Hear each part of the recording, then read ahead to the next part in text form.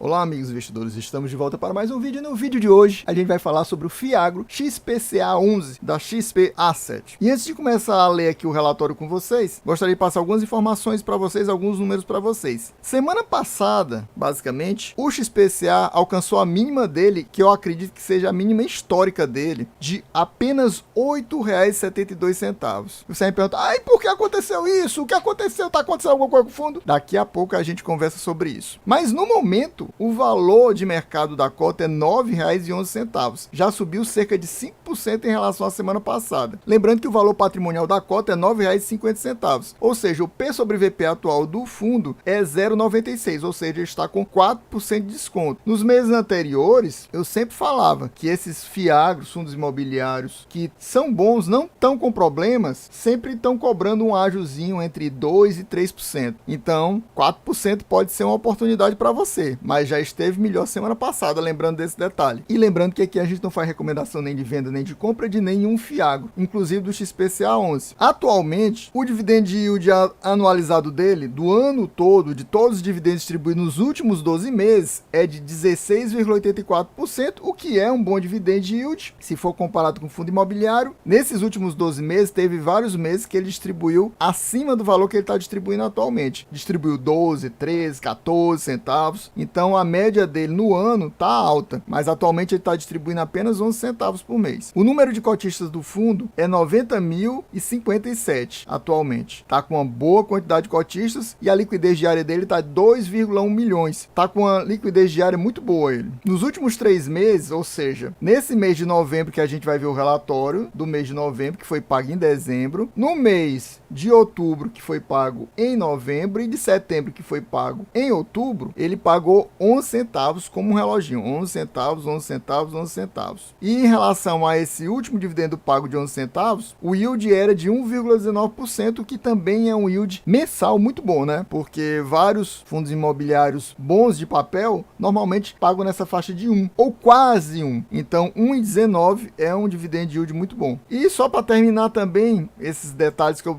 passei para vocês, o fundo atualmente conta com um patrimônio líquido de 432 milhões. E esse patrimônio se mantém, juntamente com essa quantidade de cotas, já há um bom tempo. Eu analisei os últimos 6 meses, vou trazer informações para vocês sobre isso. Nos últimos 6 meses está esse mesmo patrimônio, está essa mesma quantidade de cotas, mas o valor dos lucros está mudando muito. Aí você vai dizer, é por causa da queda do valor da Selic? Vamos ver isso daqui a pouquinho, se isso tem a ver. Vamos lá, comentário do gestor. Em novembro, o portfólio do XPCA não teve movimentações relevantes, mas destaca-se um fato subsequente, ou seja, isso aqui não é de novembro, isso aqui é de dezembro. A aquisição do CRA PESA. Aí ele vai falar sobre o que é a PESA, né? E depois fala que foi operação estruturada e integralizada por fundos da XP Asset. Isso visa contribuir ainda mais para a diversificação, um dos principais pilares e mitigadores de riscos na visão da gestão. E isso aqui é sempre importante a gente ler, né? No mês de novembro, todas as operações estavam totalmente adimplentes, ou seja, ninguém devendo, sem nenhum vencido ou solicitação de postergação de vencimento por parte do devedor. Ou seja, está todo mundo adimplente no mês de novembro. Vamos ver em relação ao mês de dezembro, mas a gente só vai ver isso se acontecer alguma coisa desse tipo. A gente ainda não viu, não foi liberado nenhum fato relevante sobre algum devedor não pagando, alguma recuperação judicial, nada. Em dezembro até agora, nada. Pode ser que apareça alguma coisa no relatório, mas até o momento a gente não viu nada. E claro que o relatório de dezembro só vai sair lá para o final de janeiro. Esse relatório aqui é quentíssimo, meus amigos. Saiu ontem à noite, ou seja, com cerca de 12 horas eu tô gravando já o vídeo aqui para vocês. Tá quentíssimo, pegando fogo isso aqui. Aí aqui ele vai comentar sobre situações do mercado do agronegócio. Quem quiser dar uma pausa para ler. Aqui e nesse outro bloco aqui. Aí ele fala sobre a questão da volatilidade da cota do XPCA. A equipe de gestão não tem conhecimento de qualquer fato que possa estar relacionado às últimas oscilações registradas com as cotas de emissão do fundo. Conforme já foi mencionado, até o presente momento, todos os pagamentos,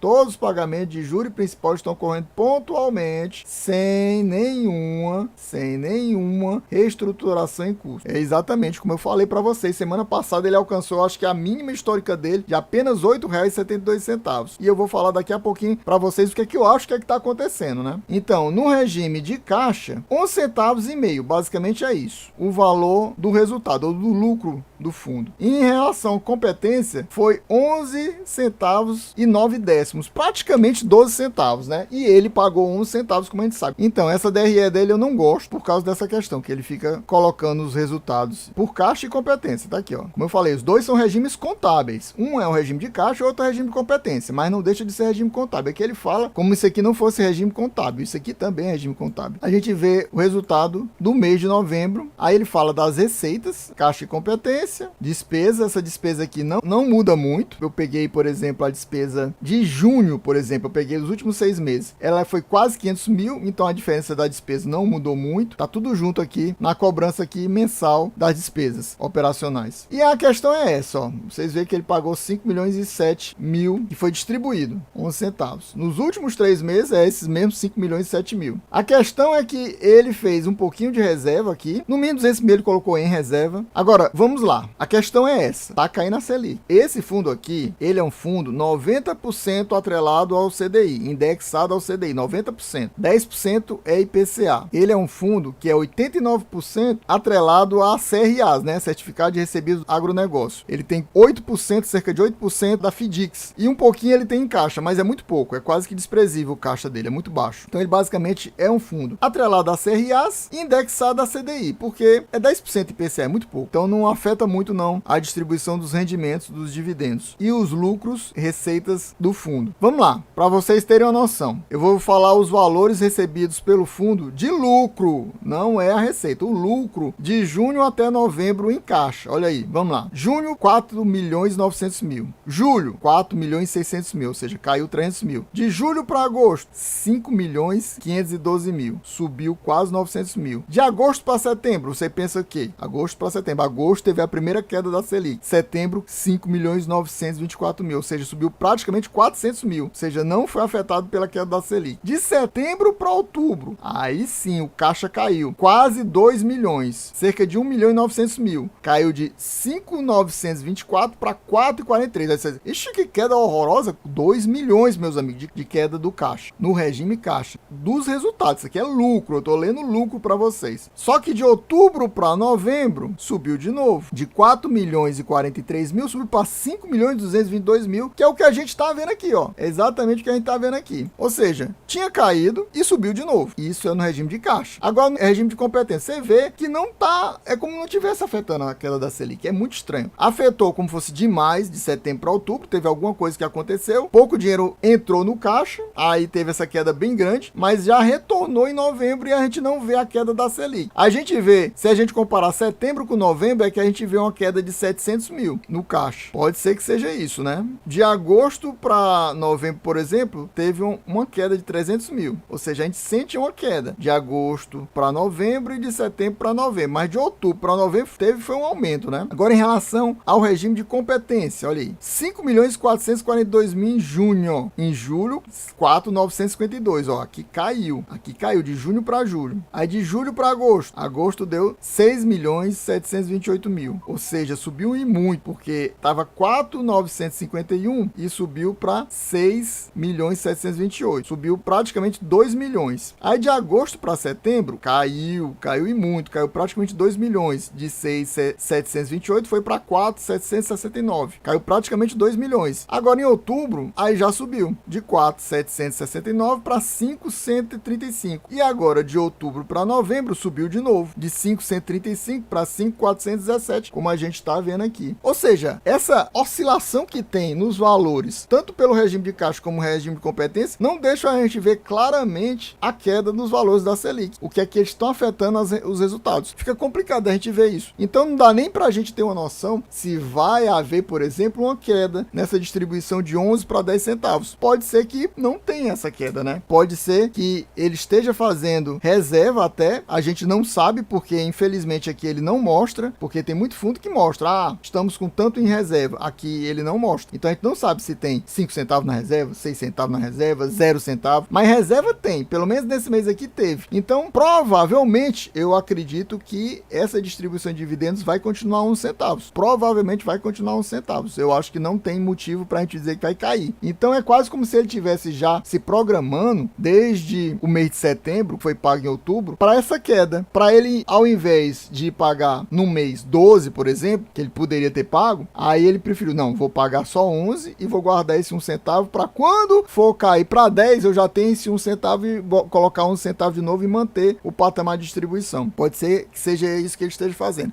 Aí você vai me perguntar, Adriano, por que tá caindo tanto? A cota do fundo caiu semana passada, meus amigos. Isso é mais um movimento de mercado, viu? Isso é uma certeza. Vários fundos deram problema, como o GCRA, aquele OIGA, o Vigia, principalmente, que é o mais famoso desses aí, né? Tiveram problemas, o Vigia caiu para quase R$8 a cota, ficou muito perto de R$8. Só que aí saiu o relatório do Vigia semana passada. Quando saiu o relatório, parece que deu um alívio no pessoal. E aí o pessoal falou, não tá tudo isso de ruim não. Aí começou a subir. Quando começou a subir a cota do Vigia, antes estava caindo. Quando ele estava caindo, ele estava puxando. Ele puxou o FGA abaixo de 9, puxou o XPCA para abaixo de 9, puxou o RZAG para quase abaixo de 9. Ele foi um dos poucos que não caiu abaixo de 9. E aí o Vigia começou a subir. O Vigia começou a subir, aí o XPCA voltou acima de 9, o FGA voltou acima de 9, ou seja, está sendo uma movimentação de mercado simplesmente. Fundos ruins puxaram as cotas dos fundos para baixo. Muita gente resolveu, vou sair desse mercado, tá muito perigoso, tá muito perigoso. Vários inscritos aqui do canal falaram, não, esse mercado tá muito perigoso, eu vou sair. Alguns disseram assim, eu tô só esperando dar uma recuperação nas cotas, que eu vou vender tudo e vou sair. Enquanto isso, tem os outros que estão dizendo assim, tá muito barato, tá muito bom, eu tô enchendo meu carrinho, eu tô comprando mais ainda. Ou seja, dependendo da sua estratégia, pode ser um bom momento, tanto para comprar como para vender. Vai depender muito de você. Se você tá com medo, tá achando ruim, é melhor sair. Agora, se você tá achando que é uma oportunidade de mercado para aumentar,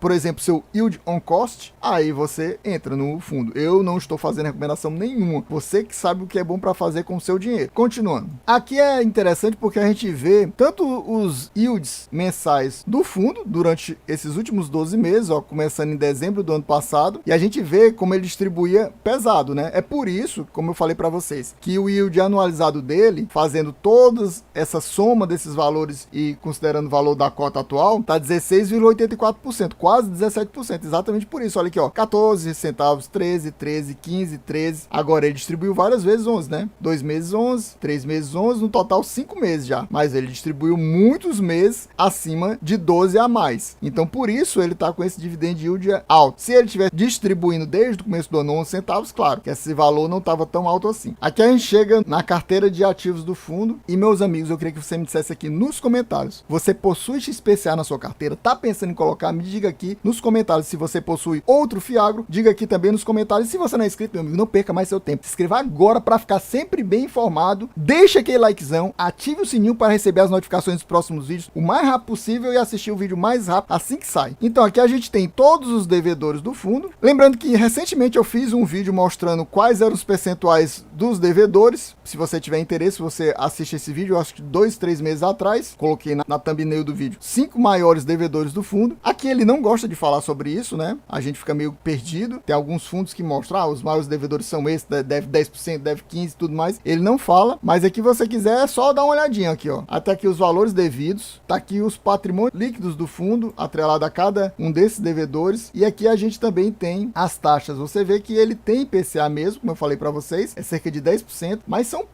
poucas dívidas atreladas a IPCA. Ele também não tem nenhuma dívida daquelas assim muito alta, né? Que uma das poucas bem altas são essa aqui, CDI mais 7 e CDI mais 7, mas a maioria é CDI 5 ou menos. É high yield? Ainda é high yield, mas não é um high yield tão exagerado, digamos assim. Quem tá com essa CDI mais 7 é a Wiza, que é a usina Itamaraty. As duas são da Wiza. Nenhuma notícia sobre a usina Ster, que é aquela que estava com problemas, que representa cerca de 0,5% só do fundo. Ela deve continuar adimplente, até porque a gente já viu dizendo que está tudo adimplente. A última vez que teve uma notícia assim mais clara sobre ela foi no relatório, se eu não me engano, de junho ou foi de julho, que disse que ela estava entrando em recuperação judicial, que tinha feito uma renegociação com o fundo, mas estava pagando em dia, e ela pelo jeito continuou pagando em dia, porque desde lá o fundo fica dizendo que está todo mundo adimplente, então eu acho que ela deve estar adimplente também. Agora, um sinal de alerta é essa Solúbil, que eu vi em algum local, parece que a Solúbil está com problemas, mas o XPCA não saltou nenhum fato relevante sobre isso, mas eu ouvi em algum lugar, não sei se eu li, se eu vi vídeo, que a Solúbil está com problemas. Não sei qual tipo de problema, mas é bom ficar ligado porque a Solúbil tem um relativo percentual aqui do fundo. Você vê aqui 4,2, 2,2, pelo menos 6% do fundo, bem mais do que a usina Ster, né? Então, pessoal, para concluir aqui o vídeo, a gente mostrar aqui os FDICs que o fundo tem. Olha, ele tem esse FDIC aqui, tem esse outro FDIC aqui, tem esse outro FDIC FDIC aqui, eu falei para vocês, ele tem cerca de quase 8% do patrimônio líquido dele atrelado à FDICs. Ó, aqui a usina Ster, que é aquela que eu falei para vocês, que deu problema, que é só 0,6% do fundo. Faltava para mostrar para vocês apenas esses ativos aqui, até a BRF aqui eu tinha mostrado para vocês naquela página anterior, totalizando 423 milhões. Você me pergunta, mas não é 432 milhões que ele tem de patrimônio líquido? É porque ele tem um pouquinho em caixa, e ele é um dos poucos fundos que não coloca o caixa aqui na lista de ativos do fundo. É estranho, mas é uma opção dele, né? Ele não coloca. Então ele tem mais, pelo menos 9 milhões, e a princípio ele não tem nenhuma alavancagem, pelo menos não é citada e nem é apresentada aqui no relatório do fundo, aqui nessa lista de ativos do fundo. Pessoal, então a gente vai ficando por aqui, espero que vocês tenham gostado. Quem gostou já sabe, se não for inscrito, se inscreva agora, deixa aquele likezão e ative o sininho para receber as notificações dos próximos vídeos o mais rápido possível. É isso aí, valeu, até a próxima e fui!